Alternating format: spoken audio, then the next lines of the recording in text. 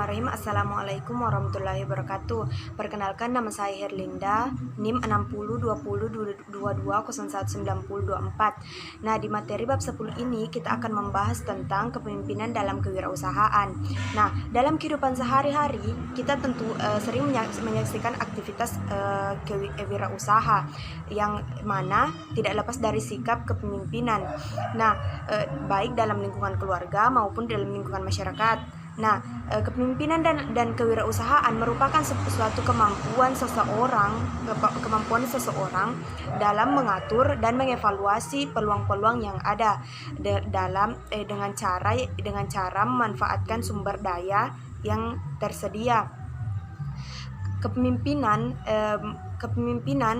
memiliki kata dasar yaitu pimpin, yang artinya tuntun dan bimbing, dan dari kata dasar pimpin tersebut melahirkan kata kerja yaitu memimpin, yang artinya membimbing dan menuntun.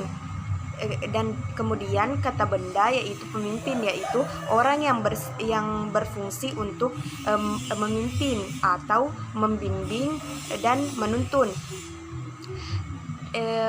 Kepemimpinan merupakan proses seseorang dalam mendorong dan membantu orang lain dalam bekerja secara antusias untuk mencapai tujuan. Nah, selanjutnya yaitu pola-pola dasar tentang pola dasar kepemimpinan. Adapun yaitu yang pertama mementingkan pelaksanaan tugas, yang kedua yaitu mementingkan kerjasama, dan yang ketiga yaitu mementingkan hasil yang dicapai. Dan selanjutnya yaitu tipe-tipe kepemimpinan. Yang pertama yaitu kepemimpinan otoriter, yang kedua yaitu kepemimpinan kendali batas, dan yang ketiga yaitu kepemimpinan demokrasi. Assalamualaikum warahmatullahi wabarakatuh. Perkenalkan, nama saya Fitriani. Saya akan melanjutkan materi dari teman saya, yaitu pengertian kepemimpinan.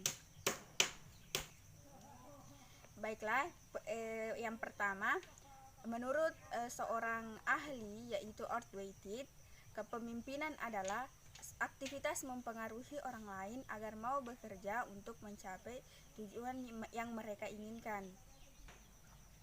Yang kedua, menurut Franklin Gilmore adalah kepemimpinan adalah kemampuan mempengaruhi orang lain yang sanggup meyakini orang lain agar mau bekerja di bawah pimpinannya. Yang ketiga, menurut James Black, kepemimpinan adalah suatu kemampuan untuk meyakini orang lain agar mau bekerja di bawah dalam satu tim untuk mencapai tujuannya. Kemudian, menurut Fiedler, kepemimpinan adalah suatu seni mengordinasi dan memotivasi individu atau kelompok untuk mencapai tujuan yang mereka inginkan. Baiklah, mungkin itu saja dari saya. Kurang lebih mohon dimaafkan. Saya serahkan kembali kepada teman saya. Assalamualaikum warahmatullahi wabarakatuh.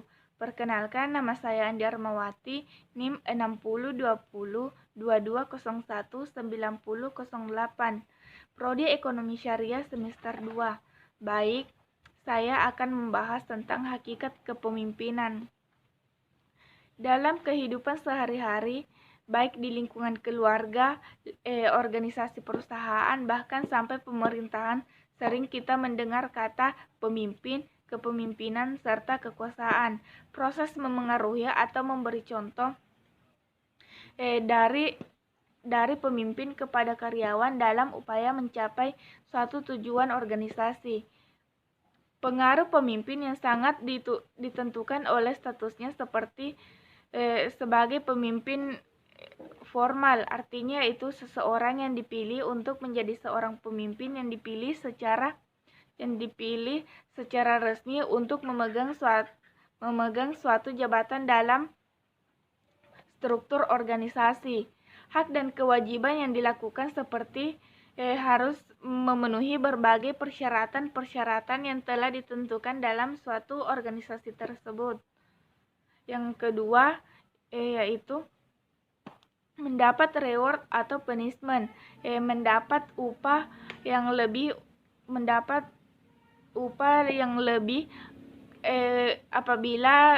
apabila bekerja dengan baik, dan mendapat sanksi apabila tidak aktif dalam suatu organisasi tersebut. Kedua yaitu kemungkinan mendapat promosi atau kenaikan pangkat dan jabatan. Yang kedua, sebagai pemimpin informal, artinya itu seseorang yang ditunjuk untuk menjadi seorang pemimpin yang memimpin secara tidak formal karena memiliki kualitas yang unggul, mencapai kedudukan sebagai organisasi yang mampu memenuhi kondisi psikis perilaku suatu kelompok atau komunitas tertentu. Baik, itulah pemaparan dari saya. Sekian, billahi taufiq wal hidayah. Wassalamualaikum warahmatullahi wabarakatuh. Bismillahirrahmanirrahim. Assalamualaikum warahmatullahi wabarakatuh.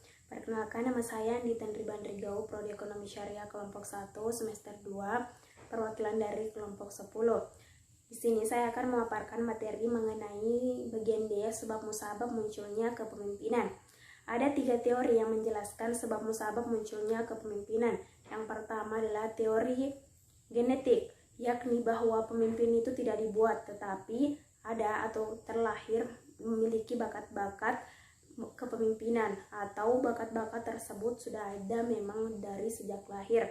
Kemudian yang kedua adalah ditakdirkan menjadi pemimpin dalam kondisi apapun.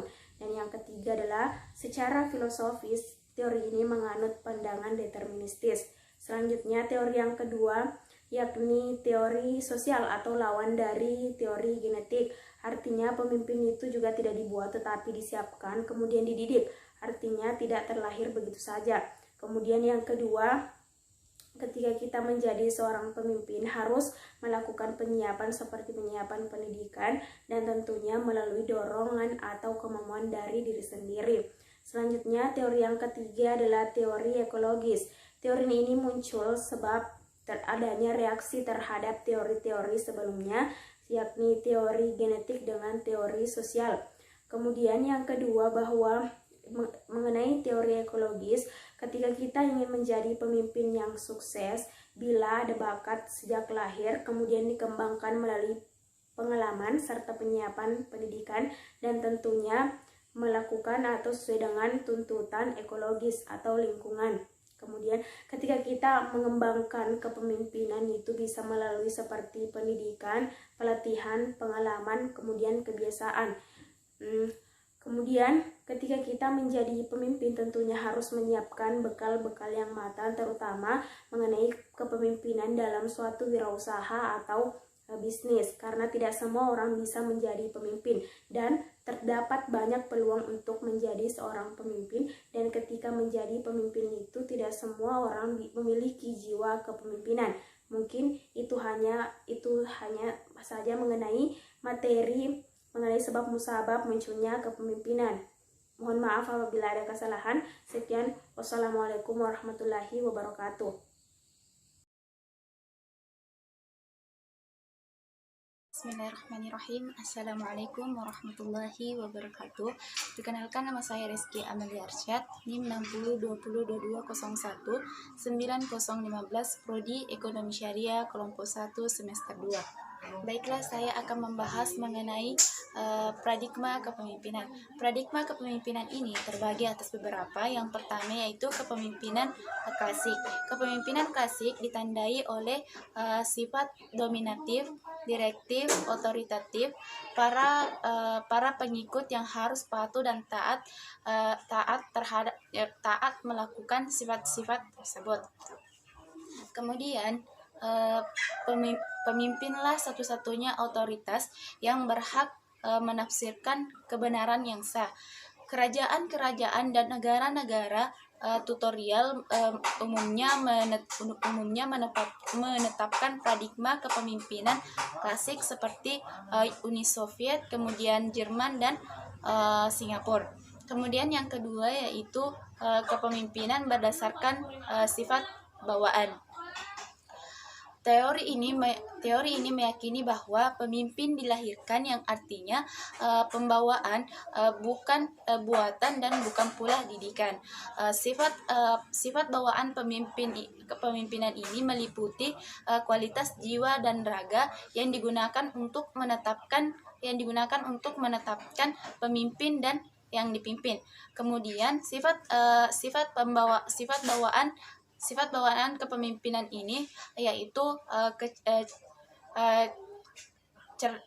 kecerdasan intelektual, kemudian kekuasaan, kepercaya dirian, kemudian tinggi energi dan kegiatan, serta pengetahuan yang relevan mengenai tugas dan fungsinya. Kemudian yang ketiga yaitu kepemimpinan berdasarkan perilaku. Teori ini meyakini bahwa pemimpin secara langsung memengaruhi efektivitas kerja yang dipimpin, dan pemimpin dapat dipersiapkan dan dapat dipelajari tapi tidak dilahirkan. Kemudian terdapat 3 jenis perilaku kepemimpinan. Yang pertama yaitu otoritas, kemudian yang kedua moderitas, kemudian pasif. Kemudian yang keempat yaitu kepemimpinan karismatik. Kepemimpinan ini merupakan jenis kepemimpinan yang mengandalkan karisma seseorang pemimpin. Kemudian kewibawaan seorang pemimpin itu dapat bersumber pada aspek psikologis dan fisik seseorang pemimpin. Kemudian kewibawaan itu dapat ditunjukkan melalui pemimpin yang mampu mengatur yang dipimpinnya. Kemudian yang kelima yaitu kepemimpinan transaksional. Kepemimpinan transaksional adalah jenis kepemimpinan yang mengandalkan transaksi antara pemimpin dan yang dipimpin.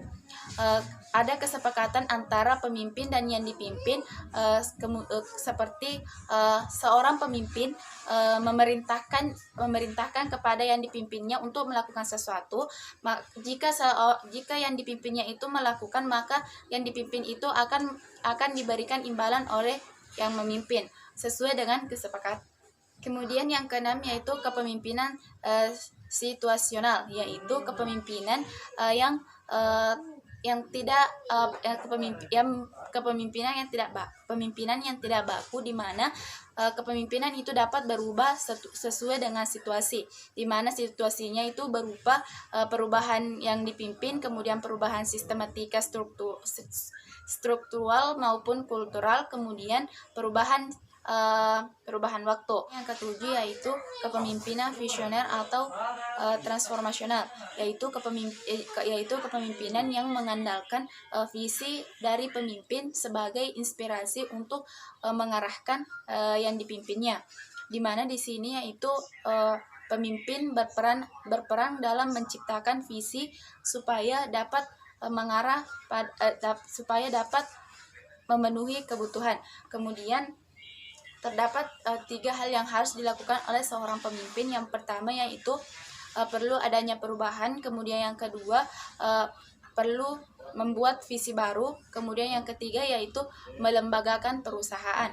Kemudian yang terakhir yaitu kepemimpinan organik. Kepemimpinan organik di sini yaitu pemimpin tidak memiliki figur sentral, tetapi kelompoklah yang menentukan seluruhnya. Kemudian Kensus kelompoklah yang menentukan yang berhak menjadi seorang pemimpin dan yang berhak dan berapa tahun dalam menjabat kepemimpinan. Mungkin itu saja. Sekian. Assalamualaikum warahmatullahi wabarakatuh. Bismillahirrahmanirrahim. Assalamualaikum warahmatullahi wabarakatuh. Saya Ahmad Ghazali, Prodi Ekonomi Syariah kelompok 1 semester 2. Saya akan membahas poin selanjutnya adalah poin yang keenam, yaitu sikap kepemimpinan dalam berwirausaha. Sikap kepemimpinan dalam berusaha ini sangatlah penting dalam tujuan organisasi. Namun, eksistensi bawahan tidak bisa diabaikan begitu saja. Sukses atau tidaknya suatu tujuan organisasi ini dilihat dari kepemimpinannya, atau bisa dilihat kemampuan kepemimpinannya untuk mempengaruhi bawahan dalam menyelaraskan tujuan organisasi, sehingga bawahan termotivasi untuk ikut dalam berprestasi dalam apa yang telah direncanakan oleh pemimpinnya dengan penuh semangat. Dan seorang pemimpin adalah suatu motor penggerak dalam untuk mencapai tujuan organisasi. Dengan kemampuannya, seorang pemimpin dapat memotivasi atau mempengaruhi seseorang dalam menyelaraskan tujuan organisasi ke program-programnya. Kemampuan efektif terwujud apabila dijalankan dengan fungsi kepemimpinannya. Fungsi kepemimpinan ini bisa dilihat langsung dengan situasi sosial. Olehnya karena itu, situasi sosial ini selalu berubah dan berkembang. Maka proses kepemimpinan ini tidak bisa dilihat dari kegiatan rutin atau kegiatan yang berulang-ulang. Adapun prinsip-prinsip sikap kepemimpinan dalam berwirausaha ini ada dua, kepemimpinan yang positif dan kepemimpinan yang negatif. Kepemimpinan positif ini menekankan pada imbalan ekonomi, pendidikan pegawai yang lebih tinggi, dan faktor lainnya yang memotivasinya tinggi. Dan yang kedua adalah kepemimpinan negatif. Kepemimpinan negatif ini menekankan pada hukuman dan kerugian manusiawi, dan pemimpin yang mendominasi dan merasa unggul. Mungkin itu materi saya dari sikap kepemimpinan berwirausaha. Sekian.